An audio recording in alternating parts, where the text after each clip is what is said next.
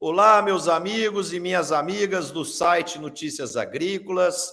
Estamos aqui nessa segunda-feira para mais um programa Conexão Campo-Cidade. Como todos vocês sabem, o nosso programa tem como propósito maior construir pontes para unir o público urbano e o público rural. E hoje, dia 7 de agosto, um dia muito especial, nós tivemos no dia de hoje o grande congresso da ABAG. E o congresso da ABAG é sempre uma data muito nobre no ano, onde se discute grandes temas, grandes assuntos que muitas vezes ajudam a transformar ainda mais para melhor a competitividade do nosso agronegócio. E você, Tejon, que esteve lá no evento, quais são os principais pontos que foram discutidos? Bom, o tema central desse congresso ABAG é inovação e governança. Uma visão do quão inexorável é a inovação no desenvolvimento do agronegócio e o aspecto da governança, com alguns capítulos importantes, como geopolítica e governança, né? Roberto está aqui conosco, ele é o nosso grande mestre da visão espacial do planeta Terra, como que eu creio que nesses anos últimos aqui, e na década que nós temos, como vai ter mudança geopolítica e como isso impactará, né, as nossas decisões no sentido de tratar os interesses do país com diversas visões aí no exterior. E nessa geopolítica e governança, o ex-ministro Francisco Turra participando, o Paulo Artung, da IBA, Indústria Brasileira de Árvores, o Roberto Azevedo, embaixador, ex-diretor-geral da Organização Mundial do Comércio, participando. Então, nós tivemos aqui neste Congresso Brasileiro do Agronegócio uma visão importantíssima das estratégias que nos levarão daqui ao futuro. E é o Congresso, né, que tem como função maior reunir a visão estratégica das cadeias produtivas, integrando o antes com dentro, o pós-porteira das fazendas. Então, um congresso, mais um deles, é o 22º, a BAG completando 30 anos, e ao completar 30 anos, não podemos esquecer aqui de trazer a memória de Ney Bittencourt de Araújo, que foi aquele brasileiro que lá nos anos 70, ele já tinha a visão sistêmica do agribusiness e que foi um cara importantíssimo para o desenvolvimento desse conceito, dessa visão estratégica aqui no Brasil. Portanto, parabéns à BAG, mais um belíssimo evento realizado neste ano. Roberto? Marcelo, olha, o Tejon apontou as coisas centrais do Congresso, mas eu gostaria de chamar a atenção sobre duas questões principais, a meu ver. Primeiro foi a palestra do Roberto Azevedo, que o Tejon acabou de citar aqui. O Azevedo é um estudioso, conhece profundamente o tema de comércio internacional na agricultura. E ele tem uma visão bastante preocupada, digamos assim, quanto ao futuro do comércio agrícola mundial. Ele tem absoluta convicção de que a transição da agricultura, da economia tradicional para a economia verde é um dado de realidade incontestável, pelo qual todos passaremos. E ele reconhece que o Brasil tem uma condição extraordinária na área ambiental, quer dizer, já é uma potência agrícola, alimentando quase 1 bilhão de pessoas do mundo inteiro, cuidando da questão energética, enfim, então é uma potência agrícola indiscutível. Mas tem esse contraditório da questão ambiental que tem que ser mais bem analisado e mais bem entendido por todos nós. O Brasil tem, de longe, a agricultura mais sustentável do planeta.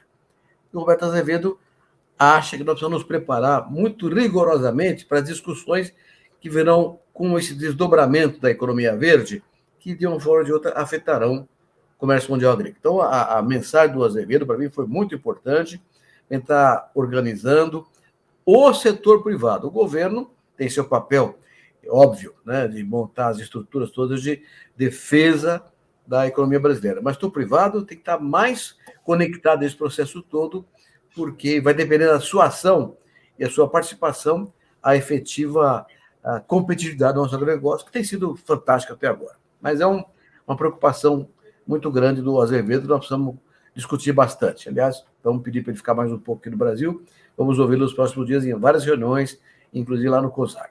Mas foi um ponto alto. E o outro ponto alto, o Tejon, obviamente, como sempre, muito discreto, não falou. Mas eu vou dizer aqui, Marcelo, e aos amigos que nos acompanham aqui na nossa conexão.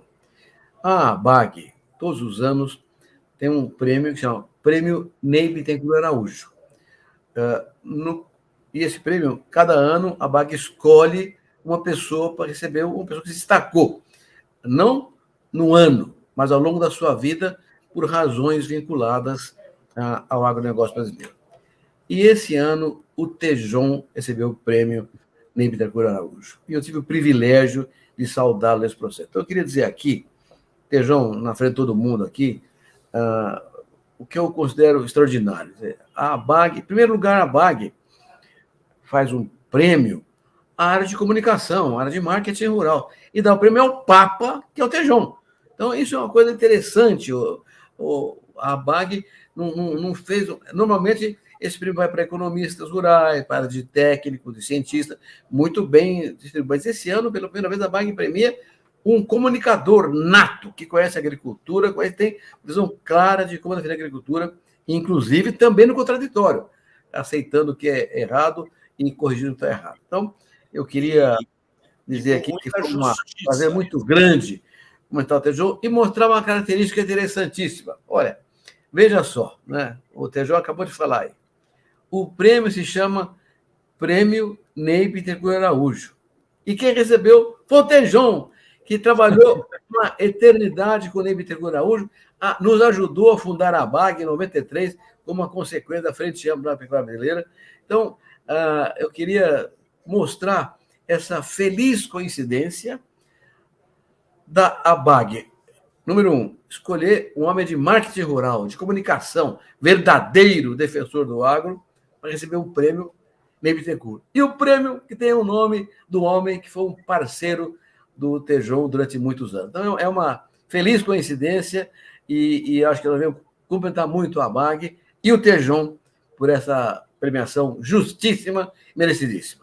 Roberto, você me faz chorar, porque... É verdade, Tejon, é verdade. É um carinho, uma generosidade, tu também é uma pessoa, enfim, de uma alma, uma Mahatma, Roberto, uma grande alma, que carinho espetacular. E, de fato, um prêmio com o nome do Ney aumenta muito a nossa responsabilidade, viu, Roberto? Tem que pensar muito mais antes de falar alguma coisa, porque com essa coisa do Ney é muito grande. E ninguém, Roberto, ganha um prêmio desse sozinho.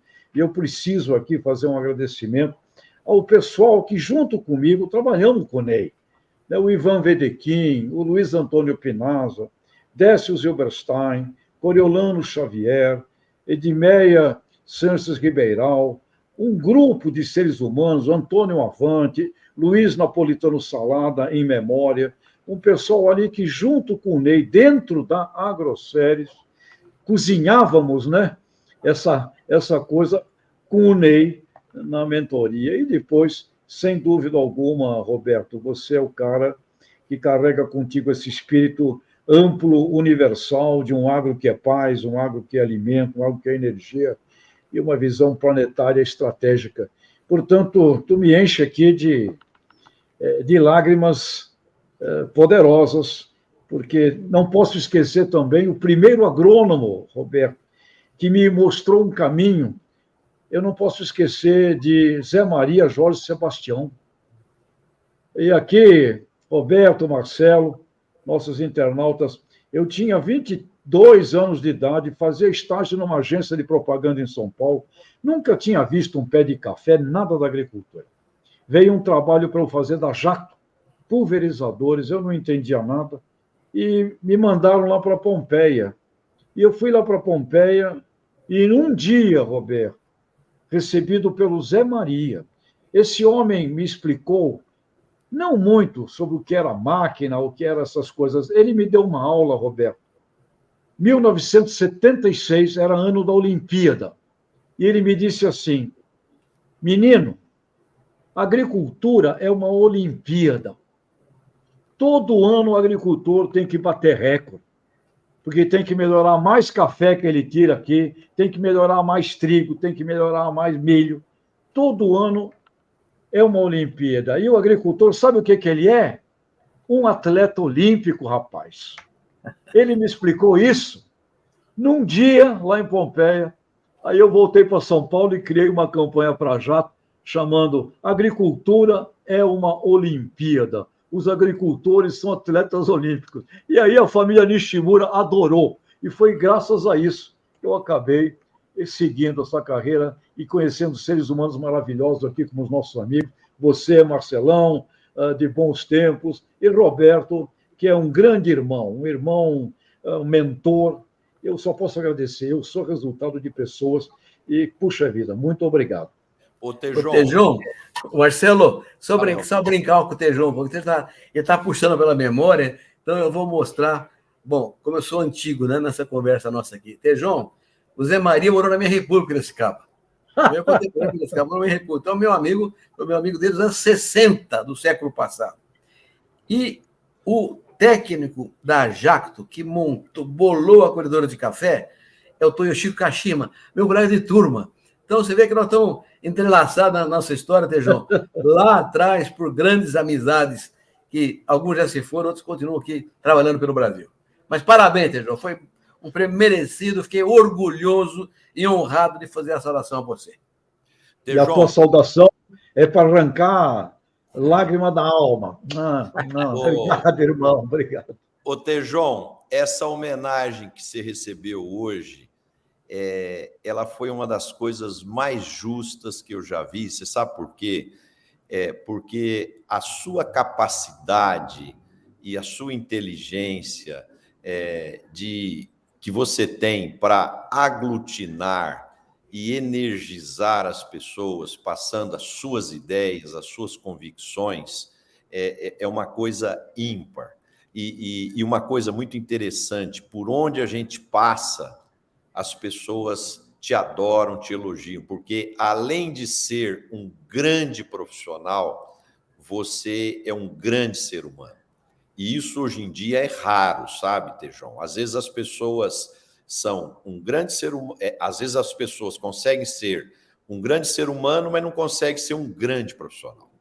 Ou então, ao contrário, a pessoa se torna um grande profissional, mas não é um grande ser humano. E você conseguiu juntar essas duas coisas que são difíceis, e eu percebo em muitos papos cabeça que eu já tive com você a influência que todas essas pessoas que você citou, e eu quero dar ênfase aqui a 3, o seu Nishimura, o Ney Bittencourt e o Roberto Rodrigues, quanto que essas pessoas contribuíram para essa identidade que você construiu própria, né?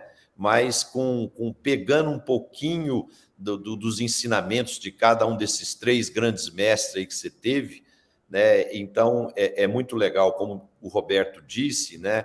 Porque normalmente o agro acaba reconhecendo muitas vezes coisas da produtividade, coisa das questões técnicas, da tecnologia, né? E dessa vez foi uma cabeça do marketing, da comunicação, e muito merecida. E o Tejon é um poço de reconhecimento, viu, Roberto? Porque a semana passada teve aqui no programa o Ney Mânica, lá da Cotrijal, e ele comentou com a gente também que o Tejon já deixou o pé dele lá na calçada da fama, lá na Cotrijal. Então, é muito justo, Tejon, você merece tudo isso e você merece muito mais ainda. Coisas muito maiores ainda virão no seu caminho, se Deus quiser. Obrigado, amigos. Vocês também são amigos, aí a coisa fica muito legal. Marcelão, não pode esquecer, te encontrei em 1982, tu dirigindo aquela operação agro do Grupo Algar, tem retalhos importantes aqui que eu captei de você também, meu querido amigo. Eu sou um sortudo e eu capto retalhos humanos, seres humanos. Quando a gente coleta as coisas boas dos seres humanos, a gente só cresce. Verdade, Tejão. Quando a gente se cerca, o meu pai sempre falou isso para mim, se cerque de gente igual a você, ou melhor, que você só vai para frente, né? Então, é muito bom ter bons amigos que ajudam a gente a ser um profissional e um ser humano melhor. Pessoal, a semana passada, o Copom baixou aí os juros, né, em 0,5%, e só esse fato gerou já um otimismo interessante no mercado, né? Já criou um astral já melhor. Por exemplo, a semana passada saiu aí as vendas, a Fenabrave divulgou as vendas das máquinas agrícolas no primeiro semestre, elas caíram 6,9%, e no mesmo período do ano passado, elas tinham crescido 33%. Né? E um dos principais fatores foi esse juro muito alto, e o outro fator foi a queda do preço das commodities, que deixou os agricultores um pouco apreensivos, né, com o pé no freio, mas eu acredito que nós vamos, pouco a pouco, aí, retomar aí o desenvolvimento, começar um novo ciclo, até porque, por exemplo, até 30 de junho, a soja caiu 32%, mas o fertilizante caiu 54%, os defensivos caíram 37%. Então, o custo de produção também será reduzido aí para a safra 23, 24, e eu estou muito otimista que nós vamos retomar aí o entusiasmo, o ânimo, e o agro vai ter um novo ciclo aí que vai ser positivo. Eu estou preocupado com a logística, viu, Marcelo? Logística na chegada de defensivos, sementes, fertilizantes, que o pessoal retardou aí a compra, e eu tenho ouvido essa preocupação do pessoal dos canais. Aliás, também temos que registrar que essa semana tem, não é, a partir agora de amanhã, né, terça-feira, o Congresso da Andave. Tenho ouvido preocupação de logística, viu, Marcelo, Roberto? Amanhã nós estaremos lá no Congresso da Andave também, é um congresso, foi até bom você citar, é um congresso espetacular, né, que vai reunir lá mais de 1.000 pessoas, com certeza, discutindo aí os desafios da distribuição de insumos agrícolas e veterinários, toda a cadeia produtiva dos insumos estará lá, né, e é sempre um fórum extremamente importante. Queria aproveitar aqui e mandar um abraço para o nosso amigo Paulo César Tiburcio, que nos assiste toda semana aqui, é um fã do programa, e ele tem liderado lá com o Conselho de Administração lá ações muito importantes. Vamos fazer um evento espetacular, e toda a cadeia produtiva da área de insumos estará lá, prestadores de serviços, as indústrias, as empresas de sementes, de fertilizantes. Então, é um lugar muito bom, né, Tejão, para a gente encontrar amigos, clientes, fornecedores e parceiros. E tem uma coisa interessante, o Caio Carvalho, presidente da BAG, que comandou o Congresso de hoje com muita competência, uma temática complexa e contemporânea demais, vai participar do Congresso da Andave também, num debate que vai acontecer logo na abertura do evento. Então, esse Congresso da Andave, realmente, mais de 1.000 pessoas já inscritas no Congresso. Vale a pena assistir. E o ano passado, né, Roberto, eu, você, o Tejon, a Letícia e o Alexandre Mendonça, que formávamos o quinteto lá do Conexão na época, né, nós tivemos o privilégio e a honra de fazer a abertura do congresso passado, né? Então foi muito bacana, e esse congresso cada vez mais se torna relevante e importante para o agro como um todo. Muito bom. Então, temos aqui, né, um congressão da ABAG, realizado, um grande congresso da Andave em andamento. E assim, Marcelo, você colocou aí essa expectativa né, positiva, não é? Roberto, você tem uma bagagem espetacular.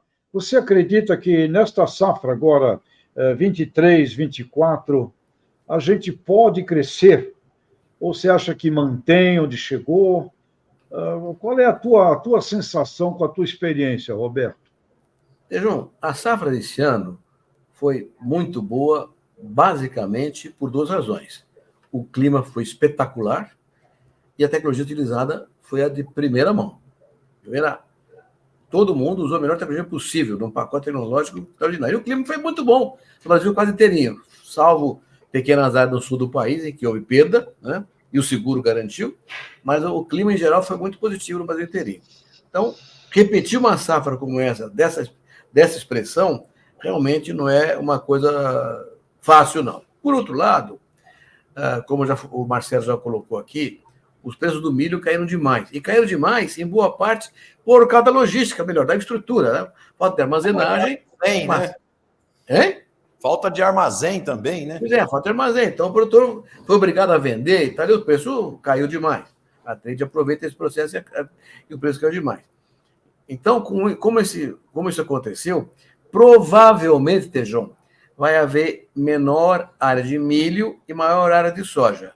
Ora, milho produz o dobro da soja, números grandes, né? Em termos de volume tonelada por hectare. Portanto, eu acredito que o tamanho da safra dificilmente será o mesmo ou maior do ano que vem. Mas, vamos depender de São Pedro. O Roberto, alguns institutos brasileiros, por exemplo, a Safras e Mercados, já estão estimando, ela já está estimando para o Brasil uma safra de 163 milhões de toneladas, cerca de um crescimento aí de, se não me engano, de 4,5% na produção e um crescimento de 2,5% na área plantada. Esse número é muito parecido com a estimativa do USDA norte-americano para a safra brasileira, né? Então, eu acredito que os agricultores passaram um susto muito grande agora, né, com essa queda brusca do preço de 32%, e porque foi um ano que ninguém fechou antecipado, né? Então, se plantou com um custo alto e foi necessário vender com um preço 32% menor, quer dizer, então muita gente deixou de ganhar e alguns perderam. Agora, passado esse susto, né, começa um novo campeonato. E o novo campeonato começa com custos mais baixos e preços também mais baixos. Agora, o que é importante? Ficar atento a essas janelas de oportunidade que têm acontecido. Por exemplo, a semana passada, a semana retrasada, estava acontecendo seca na lavoura norte-americana, teve um bombardeio russo lá nos navios da Ucrânia, que estava levando milho e trigo para exportação, quer dizer, isso gerou um mal-estar danado, o preço da soja subiu e tal. Então, assim, nós estamos vivendo a era da informação e os empresários rurais precisam estar atentos a todas essas informações, porque por N fatores, muitos deles previsíveis e outros imprevisíveis, fazem com que a commodity suba ou caia, né?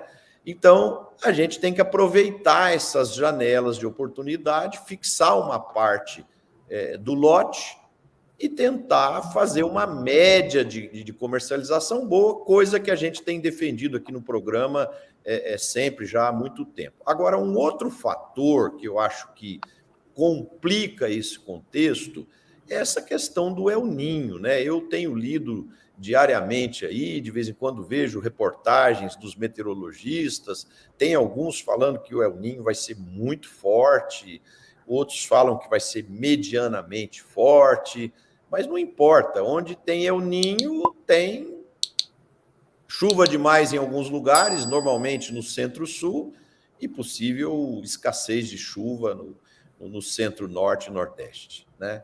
Então, é uma coisa também que merece muita atenção de todos. É verdade. Então, uma coisa interessante, Marcelo, Tejão, nossos telespectadores, o plano de safra desse ano foi muito fortemente calcado no tema da sustentabilidade, né? Com uma visão de benefícios ou prêmios para quem trabalhar pela redução de emissões de gás de efeito estufa. Então, isso também tem uma tecnologia nova que entra no processo e que nós não sabemos exatamente qual é o resultado dela em termos de produtividade agrícola. Então, só para reforçar a tese, a safra desse ano, um recorde extraordinário, não é insuperável, mas não é fácil, logo no ano que vem, superar esse volume. Veremos, tomara que seja. Tem alguns planejamentos e projetos interessantes no Ministério. Um deles é com relação a buscar incorporar 30 milhões de hectares de pastações degradadas. Um outro programa interessante é de cadeias produtivas descarbonizadas. Um estudo lá com 12 cadeias. Tem umas coisas que ainda não apareceram muito, mas que são importantes, estão lá postas, né?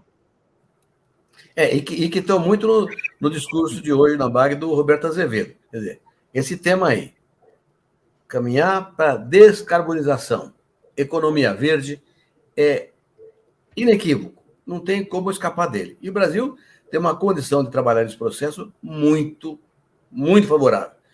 Pela tecnologia tropical que desenvolveu aqui, com a Embrapa, os órgãos de pesquisa públicos e privados, que o Brasil desenvolveu uma agricultura sustentável de fato. E é preciso romper, portanto, com aquilo que é negativo, basicamente dado por ilegalidade no processo de produção, para a gente atravessar essa questão e entrar nesse mundo da economia verde com o vigor que a agricultura sustentável permite. O Roberto, você teve de férias agora na Europa e eu tive de férias nos Estados Unidos.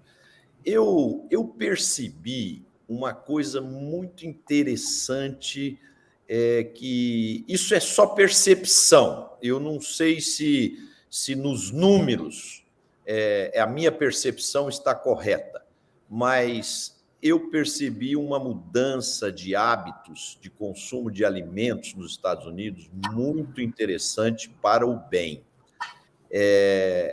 Nos supermercados, as áreas de frutas, de vegetais, de legumes, de carnes, tudo está ampliado. Essa área de alimentos está com uma ênfase dentro do supermercado tremenda, todos os produtos com marca, tudo com rastreabilidade, uma preocupação tremenda com sustentabilidade e saúde. Por exemplo, a apresentação, que é uma coisa que o Tejão gosta muito do marketing, né? As frutas, tudo com embalagens muito bonitas, assim, uma coisa de valor agregado, assim, muito impressionante. E também eu percebi restaurantes voltados para a saúde, sabe? Alimentos fugindo da fritura, fugindo de coisas muito calóricas, coisas mais saudáveis. Então, eu não sei se você percebeu isso na Europa também, mas nos Estados Unidos eu tive essa percepção e eu acho que é muito interessante. E eu acredito que também os empresários rurais precisam ficar atentos a essas mudanças de hábito e essas tendências de consumo, porque isso vai influenciar diretamente lá no processo produtivo dentro da porteira.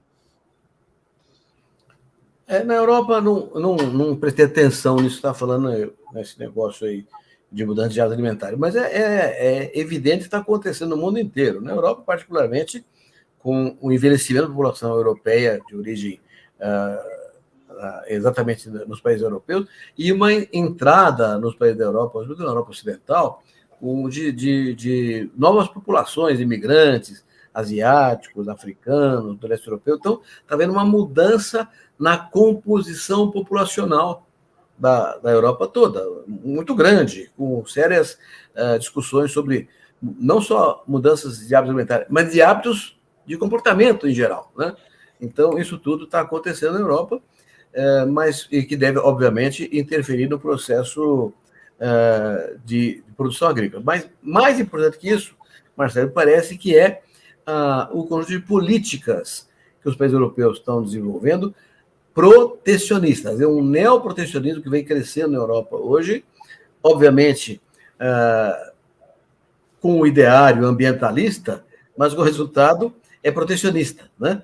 Então, usa-se o argumento legítimo da defesa do meio ambiente, da mudança climática, para defender o planeta, mas, na verdade, acaba transformando isso tudo em barreiras não tarifárias que atrapalhariam os países que não entrassem nessa discussão moderna da economia verde. Então, esse, para mim, é o grande tema na Europa hoje, muito mais importante do que mudança alimentar, que é um processo natural, vai acontecendo ao longo do tempo, até por causa da envelhecimento da população, a pessoa fica mais velha, né? Também vai mudando a alimentar até por idade etária.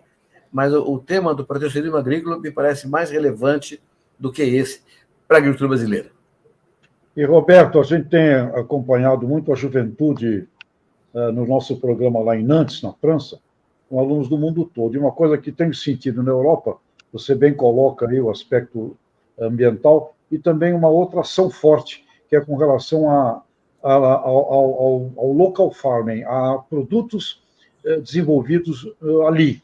E vejo muito nos restaurantes, sempre uma menção nos cardápios, no menu, esta carne foi produzida aqui. Os ingredientes deste restaurante são produzidos aqui, na região, inclusive, no terroir, né? Como se chama lá. Então, existe essa impulsão a esse aspecto. Agora, eu vejo a juventude, Roberto, Marcelo, nossos internautas aqui, amigos, eu vejo que a juventude planetária parece que ela vai ficando mais parecida, viu, Roberto e Marcelo?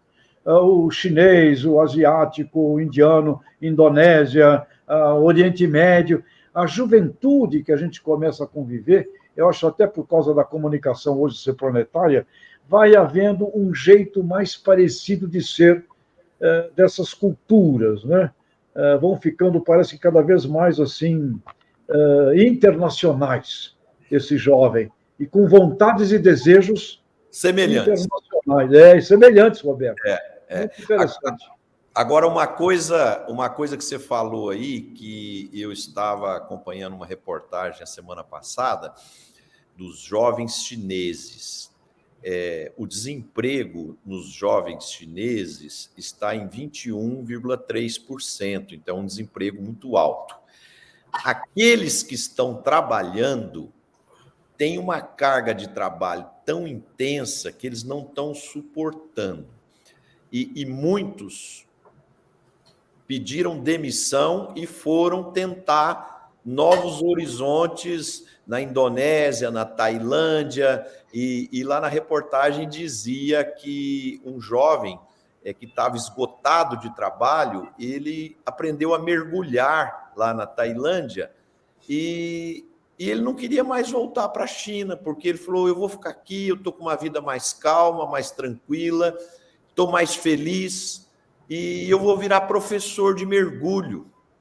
Né? E uma coisa interessante, a nossa geração, Tejon, a minha, a sua, do Roberto, nós fomos educados para fazer o que tem que ser feito, pronto e acabou, gostando ou não. A juventude de hoje tem um valor de felicidade, de se sentir bem, de se sentir realizado, com uma prioridade muito alta.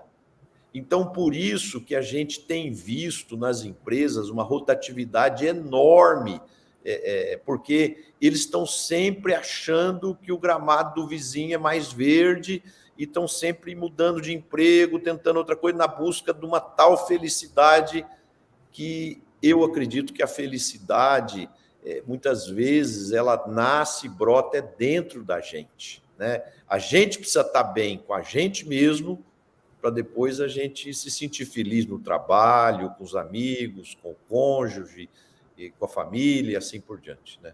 Mas, Marcelo, você te dá aqui uma impressão, são alguns anos com alunos do mundo todo, eles vêm ao Brasil 2 meses, juventude asiática, africana, leste europeu, Oriente Médio, e olha, jovem brasileiro, você fique ligado, porque a coisa mais difícil que tem é botar essa juventude que vem para cá, no avião, para eles voltarem. Porque é simplesmente fascinante o Brasil. E aqui, Roberto, você que tem aí uma experiência de AIC pelo mundo afora, aquele jovem indiano, né? Quando chega aqui no Brasil, ele vê a dimensão brasileira. Aquele jovem chinês, aquele pessoal com problemas imensos no Oriente Médio, a turma do leste europeu, que você circulou agora nessa tua viagem encantadora aí, que você me revelou que você fez, aquele camarada chega no Brasil, ele vê isto aqui, isto parece um paraíso. Então, jovem brasileiro, se liga, viu? Porque a turma do mundo está achando que aqui é um paraíso. Olha, esse tema que o Marcelo tocou aí agora, Tejon, sobre felicidade, é um tema sobre o que eu já escrevi, estudei muito, trabalhei muito, me preocupei muito com a senhora. Quando eu era jovem, portanto, há 40 anos atrás, 50, 60 anos atrás, eu estudei muito felicidade. Como é que é? O que faz para ser feliz? Ninguém quer ser feliz. Quem faz para ser feliz? Discuti, estudei muito, conversei com muita gente, li muito, e acabei concluindo que a felicidade não é uma estação de chegada, não. A felicidade é a viagem inteira da vida, né? Você tem que construir uma viagem. E o importante é que essa viagem, o trem da vida, tem que correr sobre 2 trilhos: o amor e a justiça. Se a gente conseguir trabalhar a vida inteira pregando o amor e a justiça e fazendo o amor e a justiça, no sentido lato da palavra, legítimo da palavra, a viagem pode ser feliz.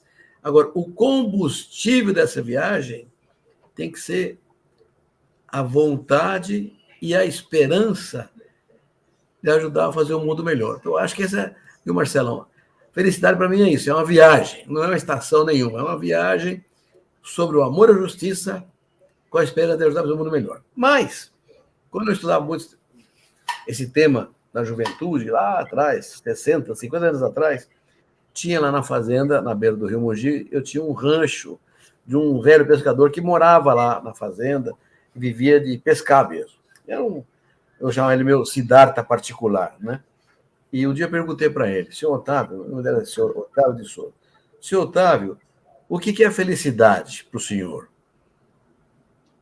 Ele falou, felicidade é uma coisa que o senhor põe numa prateleira que o senhor alcança. Se o senhor puder para que o senhor não alcança, vai nunca pegar ela. Eu acho de uma sabedoria tão extraordinária.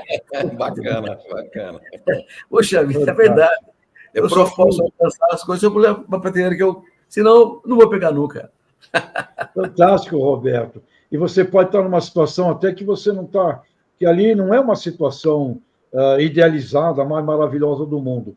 Mas se você não gostar de alguma forma daquilo, você não vai criar situações para fazer uma evolução. Então, é muito sábio a desse seu Siddhartha da vida aí, viu?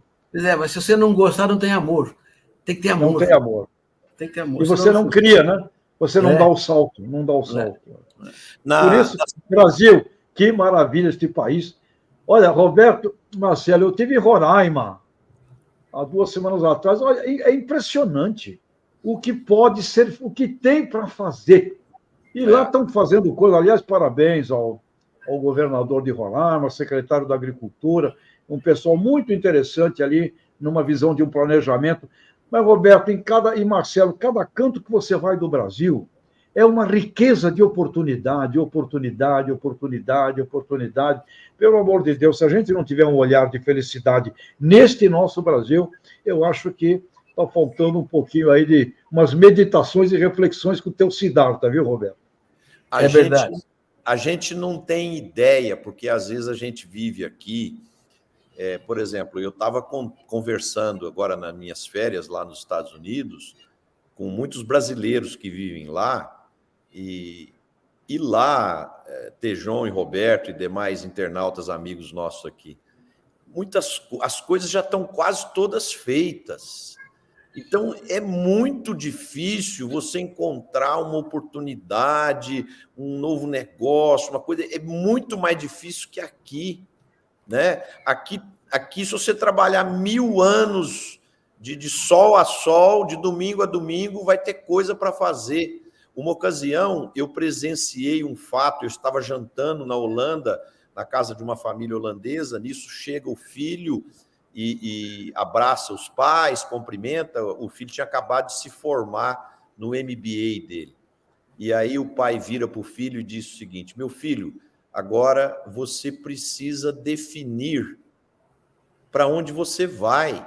Você vai para a América do Sul, você vai para a Ásia ou você vai para a África? Porque aqui na Europa, o que tem para fazer já foi feito, as coisas estão todas já feitas e tem muito pouca oportunidade, né?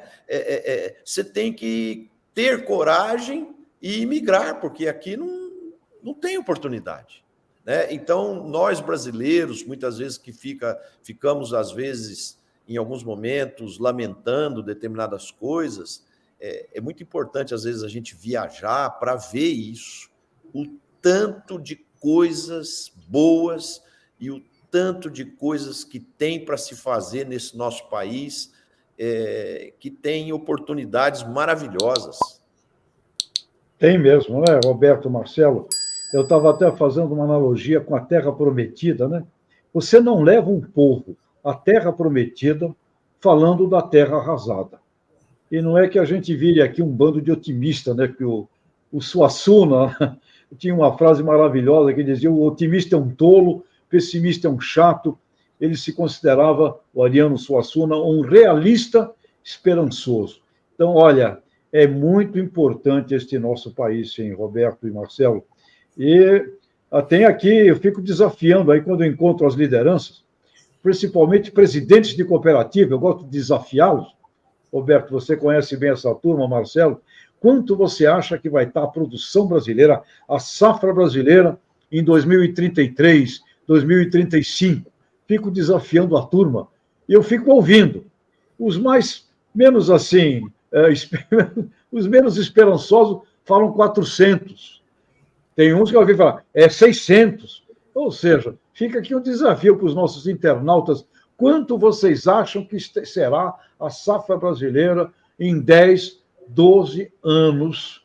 E aí, né? Imagina o que tem para ser feito de coisa em volta, Roberto, Marcelo, de tecnologia, de armazenagem, de seguro. O meu número, em 2033, é 500 milhões de toneladas. E eu acredito muito nesse número. Eu vou te dizer por quê.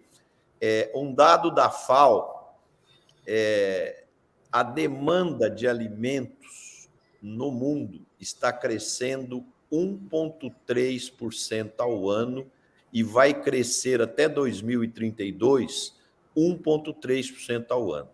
E a oferta está crescendo 1,1% ao ano. Então, existe um gap aí muito significativo para abastecer a população mundial, né?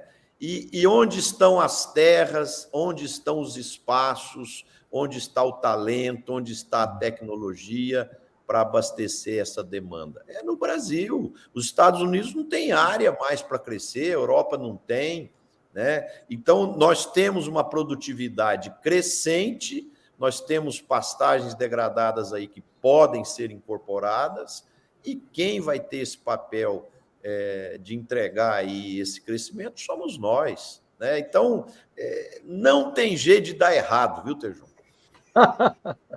Olha, eu estou mais velho que vocês, estou um pouco menos entusiasmado assim, né? Mas o que nos trouxe até aqui, até agora, nesse crescimento espetacular que o Brasil teve no mercado, e os números são assombrosos, né? Se olhar aqui no ano 2000, nós exportamos 20 bilhões de dólares do agronegócio. O ano passado, 160, 8 vezes mais em 22 anos. Nenhum país fez isso. É um negócio espetacular que o Brasil fez, ocupando o mercado e tirando alguém do mercado, obviamente. Então, é um processo extraordinário. O que nos trouxe aqui? 3 fatores. Primeiro, tecnologia. É a base. Investiu em tecnologia e a coisa evoluiu perfeitamente. Segundo, o empreendedorismo do produtor brasileiro, que acreditou na tecnologia, foi para frente, abriu sua fazenda e tocou para frente.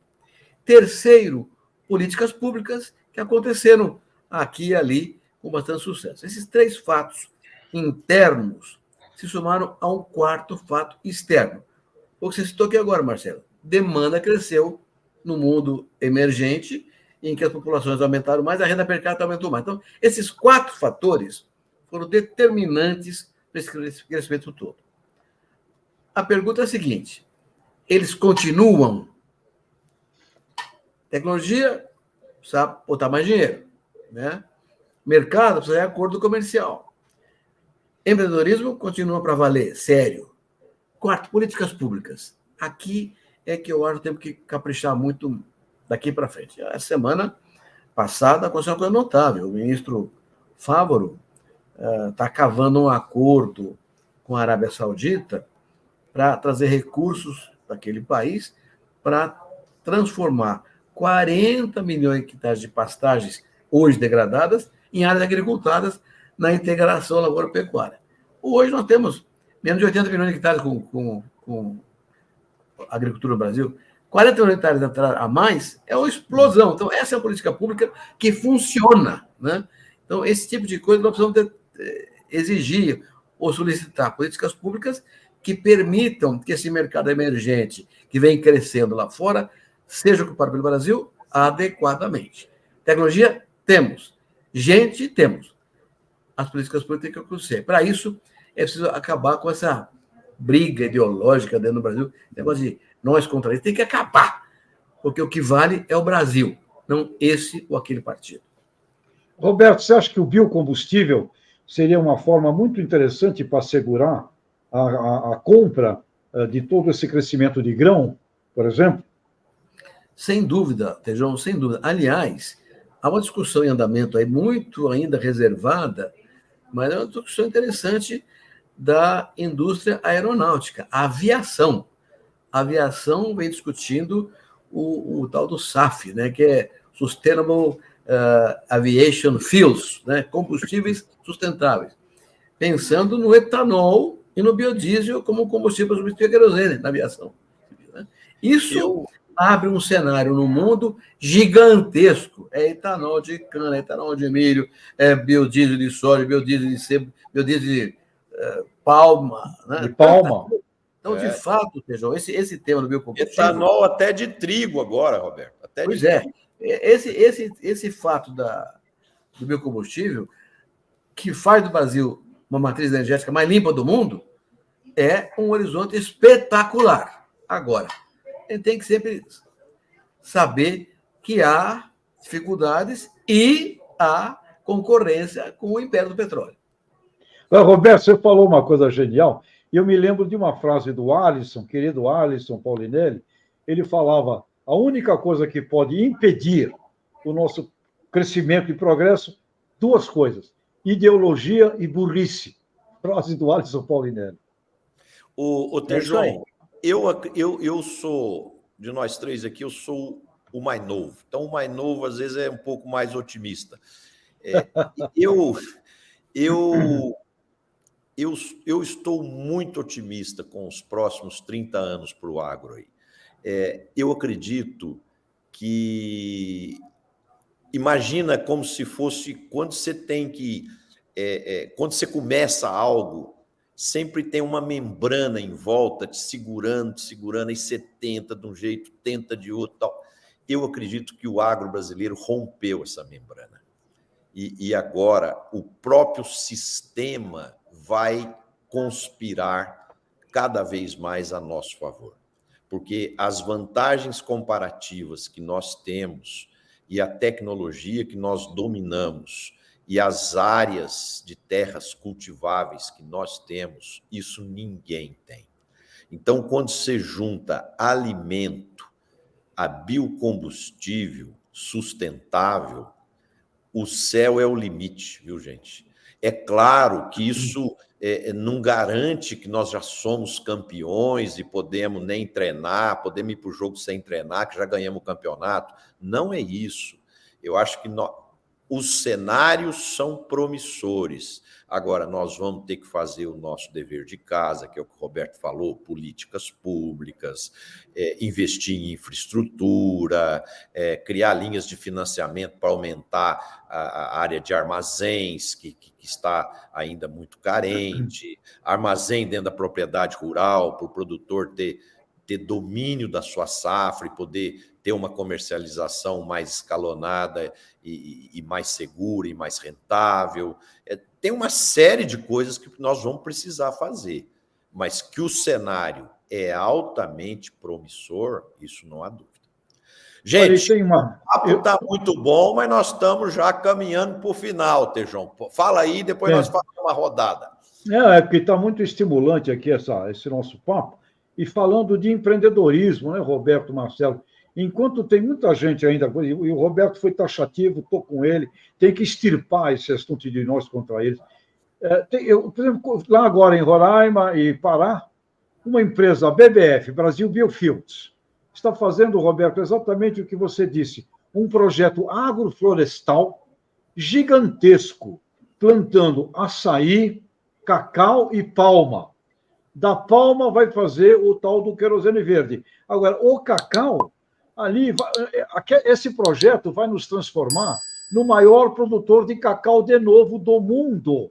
Ou seja, é oportunidade. E enquanto tem gente aí conversando e falando da terra arrasada, tem nego construindo a terra prometida. Mas é isso, Marcelão. Vamos para 600 milhões de toneladas. É isso aí, Tejão. E o açaí lá nos Estados Unidos está bombando.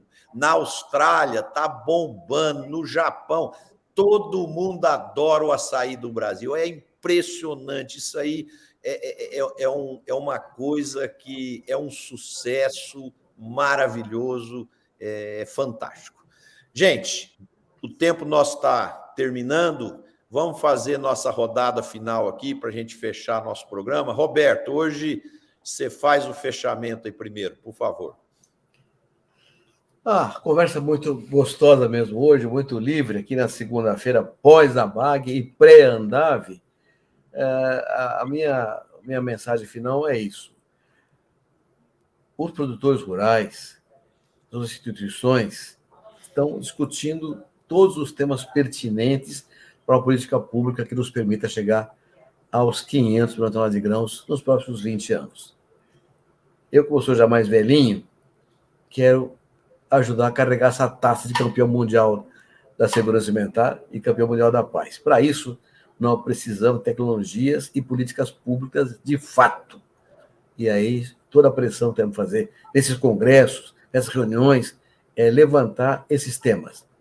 Acordos comerciais que garantam mercados, infraestrutura e logística que garanta tranquilidade na exportação e na armazenagem, temas como o seguro rural cada vez mais vigoroso para garantir erros como um El Niño que pode acontecer esse ano para todo mundo. São questões centrais de políticas públicas que permitirão ao Brasil chegar aos 400, 500, 600 milhões de grãos e muito mais, com cana, com biocombustível, com agroenergia, com essas questões todas que faz do Brasil o campeão em potencial mais notável da história do mundo. Vamos torcer por isso. Com certeza, amigo. Tejão, grande Tejão, nosso homenageado do dia. Pois é, amigo Marcelo, eu queria primeiro, emocionado, né, agradecer ao carinho especial do Roberto Rodrigues, uma apresentação que extrai almas da gente, lágrimas de dentro da gente, eternas. Obrigado, imenso, querido irmão, admirado Roberto. Parabenizar a BAG, o Caio, presidente, a Gislaine, né, a diretora executiva da BAG, o Ingo, vice-presidente, a diretoria, o conselho, da BAG e da B3, que fizeram esse congresso sobre inovação, governança. E aí, Roberto, que as políticas públicas, né, as autoridades todas presentes lá, e foram muitas autoridades, que essas autoridades cada vez mais se reúnam ao mundo do empreendedorismo e cooperativa. E olha, eu conversei com os diretores de cooperativa e eles estão muito entusiasmados com crédito e achando que vai chegar uma hora que vai ter muito mais gente tomando crédito fora do crédito esse controlado, tá certo? E o cooperativismo é sempre um lugar espetacular que a gente gosta muito. Então, amigos, tem aí o Congresso Andave, sucesso também. Prazer imenso aqui no Conexão Campus Cidade, Marcelo, Roberto, internautas. Nessa semana de eventos tão maravilhosos, né, o meu encerramento é também muito parecido. Eu quero dar os parabéns para o Caio, para toda a diretoria da BAG, por esse brilhante congresso a BAG, que cada vez mais se torna tão relevante para as grandes decisões que são tomadas dentro do agronegócio brasileiro, e a BAG cada vez mais ocupando um espaço institucional de liderança na cadeia produtiva nossa. Então, parabéns a toda a diretoria e toda a equipe de organização. Parabéns para as pessoas que escolheram o Tejon como homenageado, uma homenagem muito justa e fantástica para uma pessoa e para um profissional que merece tudo de melhor nesse mundo. E o meu recado final é para você, distribuidor de insumos agrícolas, que está nos assistindo. Gostaria de convocar você para ir no Congresso Andave, porque lá é uma oportunidade ímpar para você assistir palestras, para você aperfeiçoar seu modelo de gestão, sua forma de como construir boas estratégias para o futuro do seu negócio e também para se relacionar com fornecedores, com indústrias, com prestadores de serviços, para cada vez mais você construir uma maior competitividade na sua empresa, para que você cada vez seja um empresário de sucesso. Muito obrigado, Roberto, obrigado, Tejon, obrigado aos internautas que nos assistiram até agora. Quem gostou do programa, bote um like aí, um gostei, compartilhe com seus amigos e a gente se vê na próxima segunda-feira com mais um programa Conexão Campus Cidade. Um abraço a todos, boa semana e saúde a todos.